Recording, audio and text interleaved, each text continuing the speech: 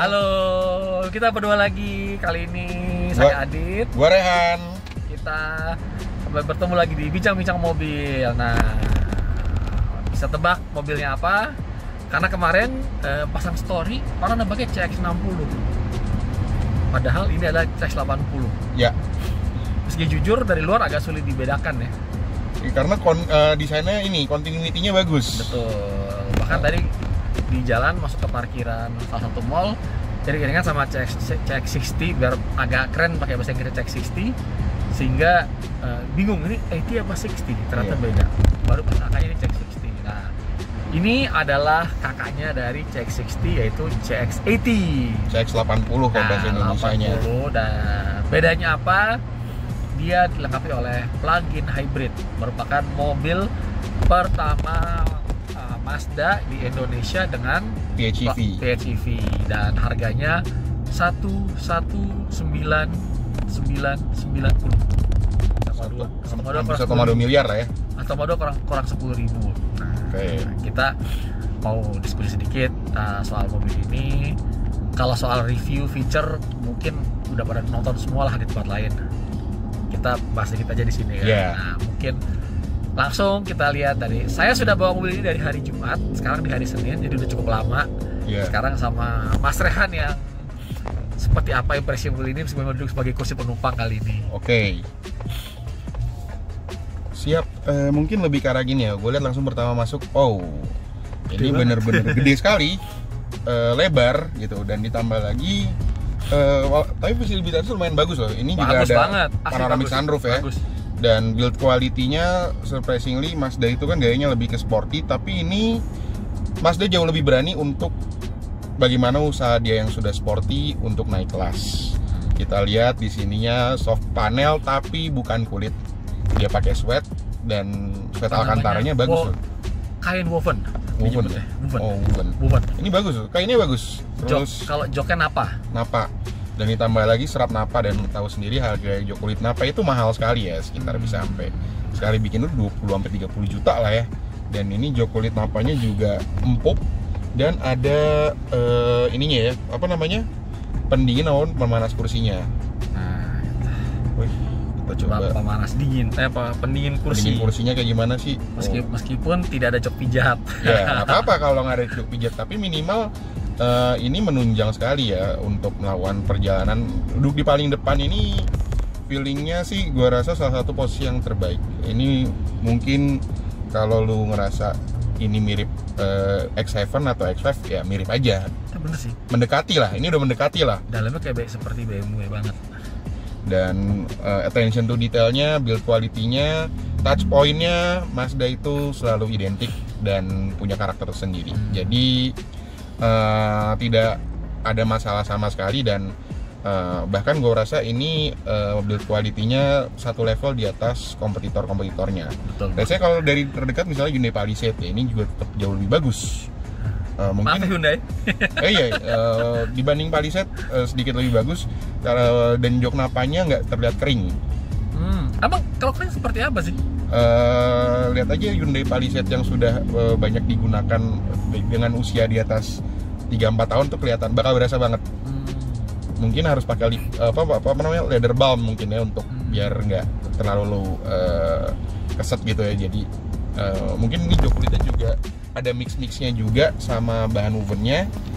Maka gua harus bilang surprisingly ini build quality, dan ini bukan kelas di 1,190 miliar lagi, tapi ini mungkin udah feel 1,5 atau 2 miliar mungkin ya. Dan ditambah lagi di bagian tengah ini kita lihat ada captain seat, which is kalau lu pakai supir ini akan ngebantu sekali, dan posisinya juga pas, legroom dan headroomnya juga sangat besar ya. Jadi kalau orang yang badannya kayak gua gendut, bukan body shaming ya,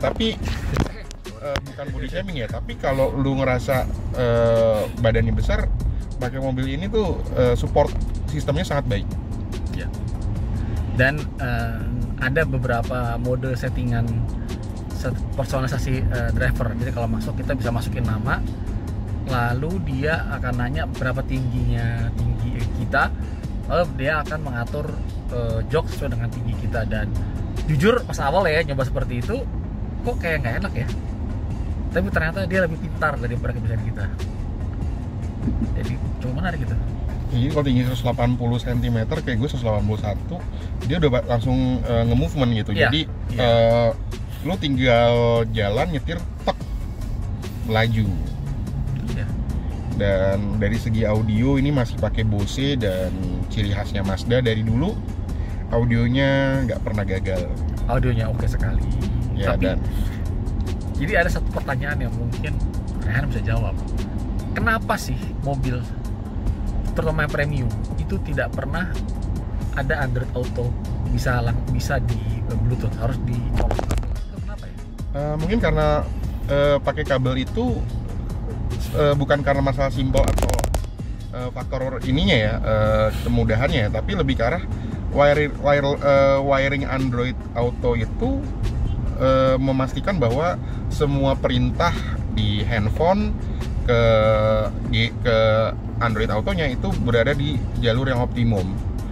Jadi kalau misalnya dia pakai wireless, justru malah jadi nge-lag.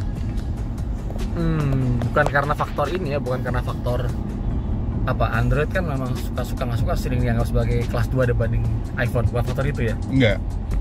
Karena kalau dia pakai wiring itu justru lebih enak dan audionya tuh ke bawah.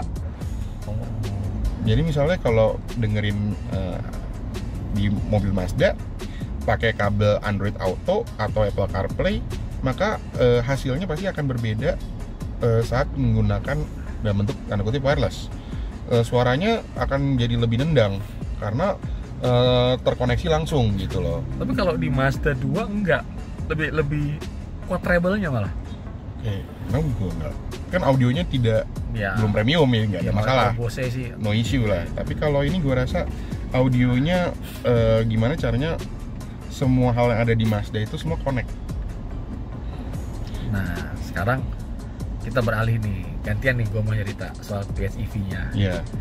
Jadi berdasarkan di MID-nya ini gue bisa dapetin 4,4 km per kWh. Oke. Kalau EV lo berapa? EV gue tuh bisa 7-8 km per kWh. Ini cuma 4,4 km. Nah, tapi ini sini menarik nih. Mazda mengklaim EV range itu hanya 60 km. Oke. Tapi kalau kita kalikan kapasitas baterai yang 17,8 kW dengan range ini, maka dia akan mendapatkan 70 kilo lebih. Oke. Dan kemarin gue buktiin sendiri tuh, antara sisa jarak EV dengan jarak yang gue tempuh, lebih banyak jarak yang gue tempuh. Oke. Dan ini sedikit beda sama mobil yang kemarin terakhir gue bawa, dimana itu lebih sedikit. Oke. Nah, ini yang bagusnya PHEV-nya si Mazda. Nah, konsumsinya kalau listriknya penuh itu bisa 20-30. Oke. Nah, kalau sekarang karena baterainya udah habis jadi 12,6 saja. Oke. Tapi menurut lo ya, kalau lo ada pilihan harga sama, ada EV, ada PHEV, lo pilih mana? Oh, tergantung. Tapi kalau gua budget segitu, misalnya let's say iX1 harganya mirip, CX-80. Nah, tapi lu udah punya EV di rumah. Konteksnya. Kalau untuk jalan jauh mungkin gua akan pakai ini karena terlepas EV atau bukan EV, operasional hariannya pun ini masih tetap sangat murah. Dan ditambah lagi kan chargerannya kan masih pakai CCS atau SI CCS 2. Jadi pakai chargeran yang udah ada aja itu tuh udah pasti connect. Betul. Sayangnya nih, masukan nih buat Mazda Indonesia, harusnya dikasih wall charging karena paket pembeliannya cuma dapat portable. Gue mengalami 2 kejadian lucu ketika gue ngisi charger listrik ketika gue mau ngecas di salah satu mall. Itu ya mungkin si security-nya ini sebal dengan tindakan-tindakan oknum-oknum yang suka memanfaatkan SPKLU sembarangan di mall kali. Apalagi dia lihat mobilnya waktu itu gue pakai Lexus, dia pasti pikir ini orang kayak pengen coba-coba kali, pikirnya begitu kan. Dia tegur, "Pak, maaf, ini buat mobil listrik." "Oh iya, ini siapa ngecas?" "Pak, ini portnya mana, Pak?" Dia nanyain portnya, masa ngajak berantem kan? Kesel gitu kan. Iya. Akhirnya ya sudah. Akhirnya setelah akhirnya setelah agak sedikit pasang nada tinggi bisa pesan di situ. Jadi itu memang tapi pesan moralnya adalah bagi pemilik PHEV, mau Lexus, Toyota, Mazda, Chery, Jayco, jangan sakit hati ya kalau ditegur sama security. Harap berlapang dada. Ya kita karena belum banyak yang tahu. Karena kemarin juga pas ngisi juga orang nanya. Iya. Ada pemilik Neta, dia nanya, Pak, ini kok plat nomornya bukan biru, kok nge-charge ya gitu. Dia nanya.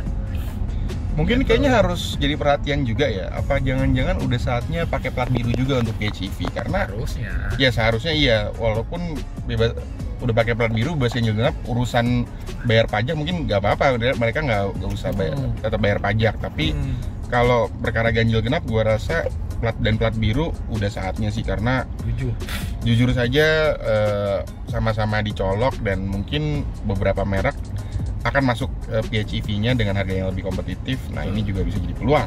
Dan kebetulan besok kita juga jual PHEV baru lagi, besok persis. Iya.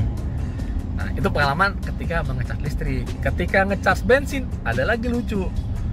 Mas-mas ya debat ngotot. Mobil ini punya 2 port pengisian, kiri bensin, kanan listrik. Saya parkir dong biasa memastikan di sebelah kiri kan, dispenser di sebelah kiri kan. Pak, Bapak salah. Taknya kanan. Enggak, kiri. Kanan, Pak. Ini kiri, kanan, Pak. Oh, ini listrik. Oh iya Pak, baru dia. Iya, tangkinya 2, Mas. Tangkinya 2, ini listrik. Oh, jadi nah itu seru lagi ya. Itu suka duka punya PHEV karena memang PHEV ini di sini masih sangat kurang memasyarakat ya, padahal di China sendiri PHEV itu 54% kalau nggak salah. Ya, kalau nggak salah satu cara menyelamatkan populasi new energy vehicle-nya mereka lah. Iya. Jadi selain PHEV juga mereka mungkin ada opsi lain untuk mendatangkan REEV. Ya. Nah ini Mazda berapa di sebelahnya? CX-9. Udah cek itu. Nanti kita bahas khusus nih SUV Mazda, kasta-kastanya karena mirip-mirip tapi ini apa namanya? Ini bahkan ada CX-60, CX-50, CX-70, CX-80 di Amerika. Nanti mau keluar lagi nih CX-6E 6 Eco. Ya, listrik. Yang basicnya apa? Cangan. Itu menarik sih. Jadi dia ya udahlah daripada gue susah nih ngejar mobil listrik, ya udah ternyata dari Dipal S7 PL7 ya kalau nggak salah, antara 2 itu ya, Asang 1 sedan itu S1 ya, atau ya nggak apa lah pokoknya kita ya, pokoknya tapi Mazda ini cerdik juga, dan gue harus bilang platformnya yang EZ6 itu keren. Walaupun dari mobil Cina tapi berusaha untuk auranya aura Mazda, dan belum lagi kan pengembangan Mazda di jangka panjang ini tidak hanya berkaitan dengan internal combustion listrik dan PHEV, tapi juga regenerasi Skyactiv Z salah satunya yang cukup menjadi perhatian. Ya seru nih, memang Mazda menarik sih Mazda, makanya kan Mazda 6E EZ6 kan jadi 6E. Dan Mazda Thailand sudah mengkonfirmasi akan dijual di Thailand. Logikanya kalau udah sampai Thailand, udah setir kanan, ya Indonesia tinggal tunggu waktu. Dan mereka juga kan di Cina-nya sendiri, Changan itu salah satu pabrikan yang sangat besar lah. Betul. Jadi kayaknya Mazda partnershipnya ini nggak salah juga sih. Betul. Jadi memang Mazda ini kita menarik ya, kita tunggu Mazda, karena kemarin kan sebelumnya CX-60 mild hybrid. Nah, lalu mereka launching MX-30 yang EV, tapi meskipun banyak yang bilang ini basa-basi karena ya mobilnya keren, tapi ternyata kok jarak tempuhnya hanya 200 kilo, padahal harganya 800 juta pula. Ada yang menuduh ini basa-basi nih, tapi sebenarnya Mazda MX-30 itu adalah bukti bahwa saya punya mobil listrik, saya mau membuktikan ketiga mobil ini unik. Betul. Udah nggak bukan mau dibawa gagasannya adalah dia adalah mobil listrik, dia adalah mobil unik. Betul. Dia adalah mobil untuk penggemar Mazda yang mau mobil listrik. Iya. Udah. Ya kecuali Anda nunggu Mazda CX-6 ya? CX-6E. CX-6 Eco, nah itu baru bisa jadi lebih menarik gitu, karena gagasannya mungkin baterainya dari Changan tapi filosofinya Mazda tetap. Jinba Itai. Iya. Kapan lagi ada mobil Cina dengan filosofi Jinba Itai. Tapi emang itu kembali ya. Itu patut semua akan Cina pada waktunya. Iya. Mazda sudah dan mereka sudah go. Sepertinya mereka yang pertama ya menggunakan produk berbasis Cina betulan. Tapi nggak juga sih. Mini Cooper kan Ora. Tapi nggak dipublish. Toyota belum, baru pasar Cina. Belum bisa going global, tapi konon BZ3X-nya mau ke sini konon. Benar apa tidak? Ya kita tunggu aja. Terus tapi balik lagi ya. Ini kayak kita bicara PHEV memang lu menarik banget ya, dia bilang kalau di rumah lo udah ada EV, PHEV akan menjadi menarik. Iya. Karena kalau ini memang ini range-nya hanya 60 kilo ya 70 kilo lah kalau tadi. Ya bayangin ya kalau kita cuma beraktivitas sehari di bawah 30. Karena jarak rata-rata orang Indonesia itu di bawah 30 kilo. Iya. Jadi bayangkan kalau kita cuma 30 kilo satu hari. Artinya pagi berangkat, bensin penuh, pulang, charge lagi. Iya. Besoknya begitu lagi.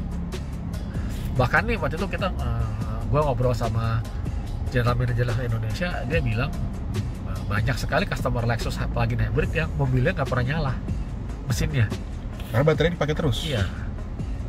Dan itu sebenarnya plus poin juga bahwa baterainya dipakai ya karena dia irit, ya udah gue mikir ngecas 500.000 terus sebulan itu mah bensin 500.000. Iya. Sejuta juga, tetap sejuta untuk mobil mewah, seminggu 250.000 tetap murah. TCO-nya tetap masih masuk. Kalau ngecharge sih kayaknya nggak nyampe 500.000 deh sebulan. Harusnya nggak nyampe. 200 sebulan paling. 250 lah taruh. Tapi kalau tidak pernah pakai menyalahkan bensinnya ya. Iya. 500.000 nggak habis, bayangin aja. Habis. Mulai banyak nih BYD Lion ya. Banyak lah pasti. 700 juta. Sebanyak ini. Tapi kalau dari daerah selatan. Iya. Jangan bergeser mobil mak-mak Jaksel. Mudah-mudahan sih. Nah ini mudah-mudahan ya dengan adanya Mazda CX-80 ini PHEV mulai masyarakat. Karena kalau kita lihat itu jualannya cuma 3 digit setahun, 100-an doang. Iya. Dan rata-rata orang yang beli mobil ini adalah orang yang udah terliterasi dengan baik. Nah gimana caranya orang yang nggak terlalu paham dan nggak percaya mobil listrik untuk pakai PHEV. Nah ini yang menjadi hal yang challenging. Ya, karena balik lagi sih tetap si PHEV itu tetap semua kembali ke kaidah mobil listrik, charge-lah di rumah. Iya. Karena once mengandalkan chargeran umum, percayalah menyusahkan. Dan SPKLU-nya ini nggak mendukung untuk ultra fast charging 200 kW, enggak. Maka dari itu kalau memang butuh waktu untuk isi bensin dibanding ngisi baterainya. Ya karena ini sejauh ini mobil plug-in hybrid yang kita coba ini masih chargingnya cuma AC. Iya, bagus banget. Jujur nih, kemunculan mobil Cina dan merek Jepang premium seperti Mazda ini memberikan pekerjaan berat buat merek Eropa.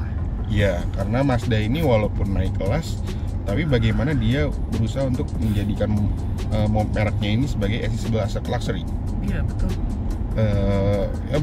Mobil mewah yang emang enak dipakai harian, mobil mewah yang tidak terlalu mencolok, karena kan sekarang ada terminologi baru ya, low key luxury apa?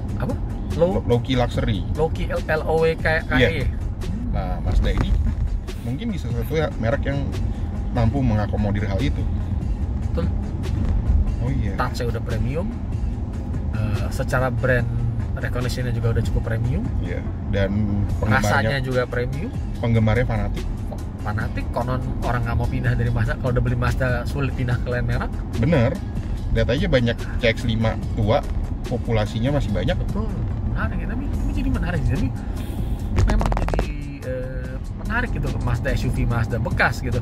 CX-5 CX-5 paling banyak. Kalau CX-3 mungkin agak terlalu kecil ya. CX-5 tuh banyak banget. Dan sekarang habis CX-5 kan ada CX-8 ya. Iya. Terus ada CX-9 ya seperti yang tadi kita lihat di Jalan Papasan. Lalu CX-60. Iya. 80. Kalau di luar negeri ada CX-50, di sini belum. Nah, CX-5 baru juga mau keluar hybrid kan katanya. Iya, hybrid murni, bukan hybrid murni, strong hybrid ya. Iya. Nah, ini menarik juga karena Mazda berani untuk bagaimana melakukan sinkronisasi terhadap semua jenis pembakaran, dari baterai sampai ke energi baru. Nah, ini menarik juga karena itu kan bagian dari partnya saya aktif Z ya kalau nggak salah ya. Lupa namanya. Ya gue lupa. Pokoknya emang ada strateginya bahwa mereka mau kita nggak harus mengandalkan listrik, tapi kita punya teknologi yang maju dan kita harus bisa kita jual. Nah, salah satunya teknologi hybridnya mereka. Ya, tinggal tunggu nanti kalau CX-5-nya di Jepang sudah launching, kita tunggu di Indonesia. Iya. Nah, dan itu akan ada deh. Mereka punya mild hybrid sudah ada CX-60, EV nanti ada CX-6e yang gue yakin pasti masuk ke Indonesia. Iya. Sooner or later. Dan di sini ada plug-in hybrid. Apa ya, menarik sih Mazda.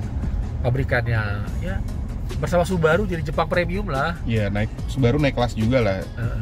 Jadi walaupun lu punya mobil Jepang, tapi Jepangnya ada gengsinya gitu. Ya, bukan Jepang mainstream. Iya, dan satu hal yang think different lah, beda sendiri gitu. Lu punya Mazda, lu keren. Bagi sebagian orang gitu katanya. Ya, meskipun kalau kita bicara sudut pandang sosial, memeliharanya udah pasti lebih mahal daripada Toyota atau Suzuki. Tapi kan mindset ya, tetap kalau gue harus bilang orang yang punya Mazda itu dia udah berhitung juga sebenarnya semahal apapun ya. Walaupun sebagian orang merasa ada yang bilang tidak semahal itu, dan merek Jepang mainstream juga tidak semurah itu. Nah, ini juga perlu dicatat juga. Kita lihat nih. Tapi jadi penasaran sih gue. Nanti ini jualannya berapa banyak ya? Iya. Baru launching Januari nih. Iya. Mungkin baru delivery sekitar mungkin bentar lagi ya. Iya. Jadi harusnya di data April harusnya udah ada nih. Udah muncul lah. Udah muncul penjualannya dia wholesale maupun retail. Nah itu penasaran banget. Kira-kira dia lakunya berapa sih? Iya. Selain datanya Mazda Indonesia ya. Kalau kita lihat kalau banyak, ya alhamdulillah karena PHEV kan itu dia cuma 136 atau 186 gitu banget ya buat yang tahu banyak. Dan jumlah dan produk existingnya nggak sebanyak mobil listrik, murni. Kalau cuma ada belasan ya mobil PHEV itu? Iya. Kalau mobil listrik udah mulai banyak sekali gitu. Banyak ini hanya apa di bawah malah. Kalau salah cuma kan Lexus ada 2. Ada RX sama ada NX Lexus. Lalu Toyota RAV4 basa-basi lah. Prius belum launching Prius. Cherry ada Cherry Tiggo CSH, Jayco J7 sama C8 belum kan sih, belum masuk. Iya belum C8 atau C9 gitu. Terus Mercedes C63 AMG. Oh PHEV ya? PHEV luar biasa. PHEV yang buat performance, bukan buat irit-iritan. Iya. Tapi tetap PHEV. Tetap. Terus DNA-nya masih ada. Terus BMW XM kalau nggak salah. X7 atau XM? XM PHEV. Volvo ada. Volvo itu C40 sama C berapa?